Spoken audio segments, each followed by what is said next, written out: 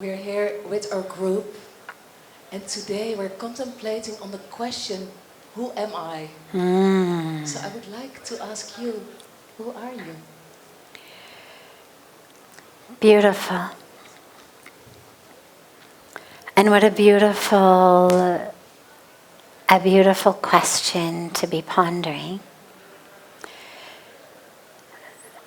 There's so many ways into that. This is the key question on a path of what you could call Gyan Yoga, the path to the divine through wisdom and understanding.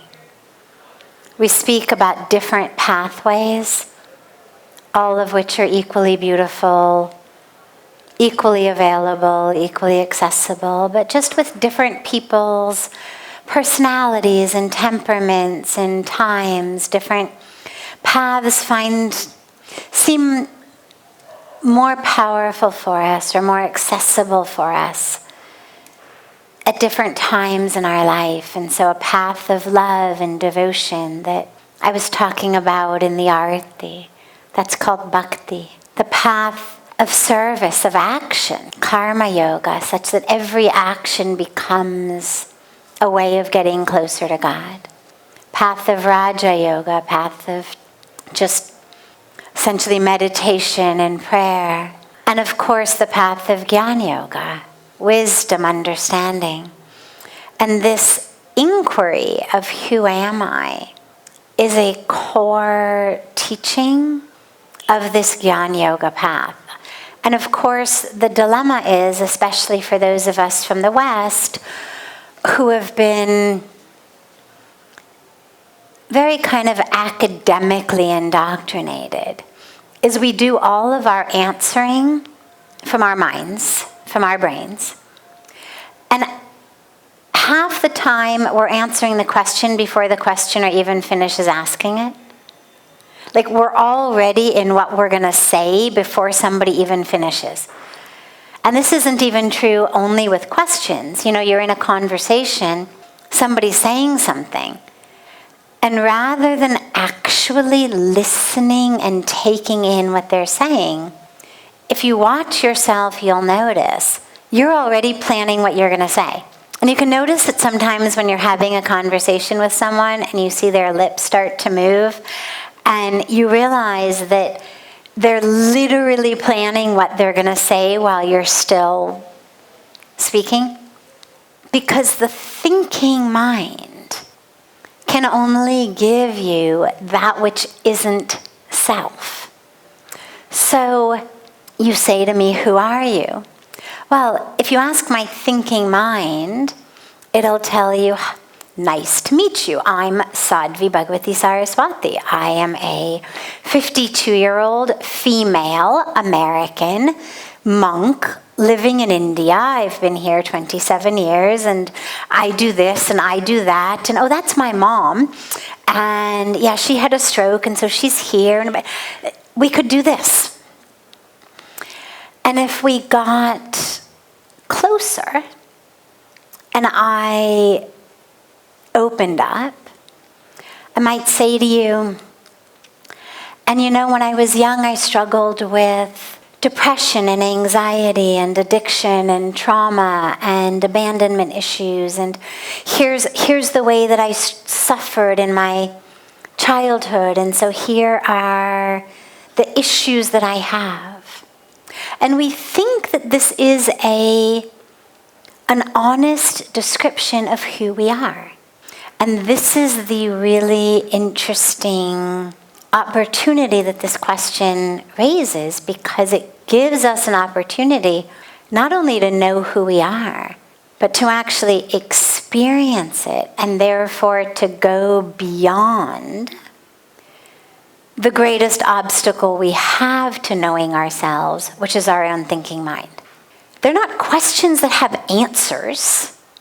The point is not figure out the answer. The point is use the question to go beyond the mind. The mind will play with it for a while. It'll chew on it like a dog with a bone. And eventually it's going to give up. because there's no place for it to go.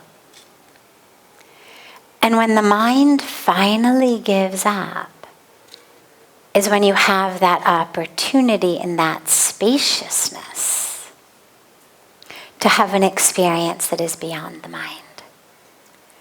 The other way in, same topic, but just going in from the opposite side, is the practice of Neti Neti, which is a beautiful meditation in which instead of saying, "Who am I?" you say what you are not. And so we begin by saying, "I am not my sorry." Okay. I know that. That's an easy one. I am not my skin beneath the sorry. Again, I know that.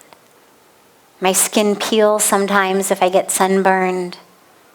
I'm sloughing off skin cells all the time. They're regenerating. But who I am is not coming and going with my skin. I'm not my skin. I'm not the blood flowing beneath my skin. We know that. We donate blood. We get blood transfusions. All of these things happen and we don't have a break in the sense of self. I'm not my muscles. I'm not my bones. We know this. It feels right inside. We understand. And you go slowly, slowly, piece by piece through the physical body, waiting to move on to the next piece until you get an inner sense of, like, yeah, I'm with you fully. And then you go on to the next. And most of us are kind of like, yeah, I'm with you fully through all of the body. We understand I'm not my kidneys, I'm not my liver, I'm not my bones, not my muscles. But then you start to say things like, I am not a neurotransmitter. I am not serotonin. I am not dopamine. I am not an electrical signal. I am not a myelin sheath on an axon of a neuron. Okay, not those things. Well, but what that means is I'm not my thoughts. I'm not my memories. I'm not my emotions, because every single thought, memory, emotion can be mapped simply by the chemicals and the electricity involved. That's all it is. There's nothing else happening in the brain. It's not like you dissect someone's brain and, oh, there's the memory. Oh, there's her depression if I could just, surgically remove it. It doesn't exist like that.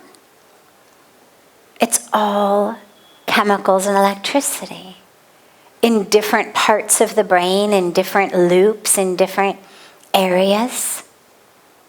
So the moment we recognize, well, I'm not the chemicals and I'm not the electricity, I'm not the neurons that the electricity is running along or that's secreting the neurotransmitters, well, then I'm not my thoughts. I'm not my memories. I'm not my emotions. And you just go. And you get to the same spot, that same place where there's nothing left to say I am not. And that's the goal, to get to that space.